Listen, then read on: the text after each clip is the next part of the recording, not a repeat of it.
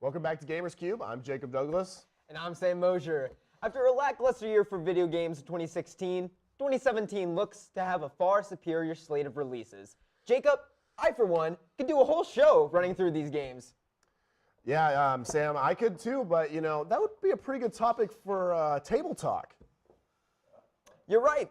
Instead of hitting on all of them, let's just get into our most anticipated games for the year.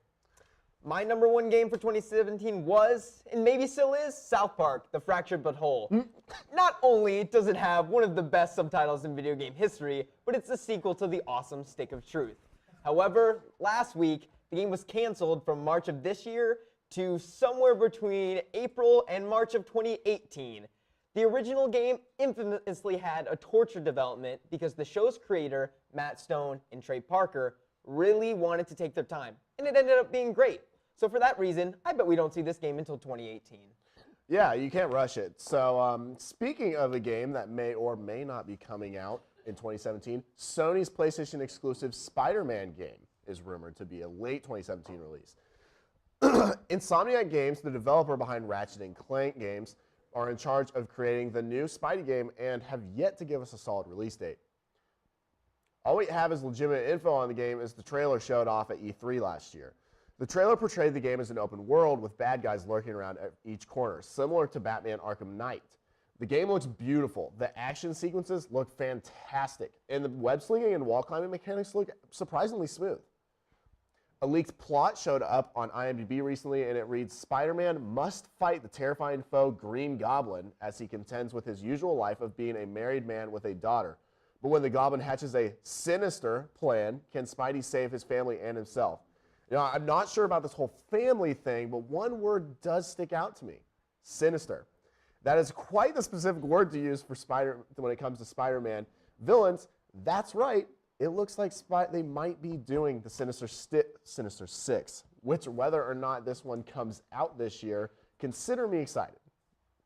I, for one, love Insomniac games and can't wait for Spider-Man. Speaking of Insomniac, they're one of my favorite developers. The Ratchet & Clank series defined my childhood. Speaking of which, my most anticipated games that are definitely releasing in 2017 are 3D platformers like Ratchet. Because you're never too old to play a game with colorful animal mascots. The first game is Crash Bandicoot: The Insane Trilogy. That's right, folks, everybody's favorite fictional 90s marsupial is back. The trilogy is a remaster of all the classic PlayStation 1 games. All three have been remade from the ground up, and they look surprisingly good. And Crash isn't the only reimagined 90s platformer this year, because Yooka-Laylee releases this April.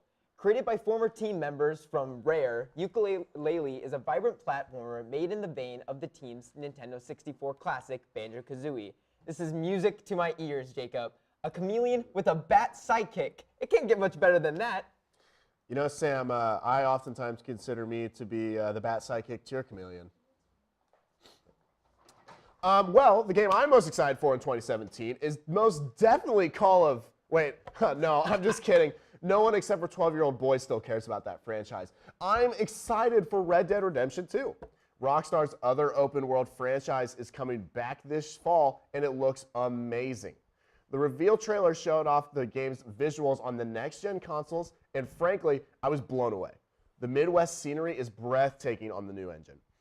While we don't know much about the actual story of the game at this point, Rockstar always delivers on something fun and unique. The poster for the game includes 7 black silhouettes, leading many to speculate the game could follow a gang or possibly focus on the Civil War. Either way, you know, I'm just excited to ride around the countryside on horseback and slaughter innocent animals and people like Westworld. Well, Jacob, if that's the way to end the show, then that's the perfect way to do it. Thank you for watching. You can check out more MUTV content on our website at mutv.missouri.edu. And follow us on Twitter and Instagram at MUTV23 and Snapchat at MUTV_23. Have a great night, Tigers.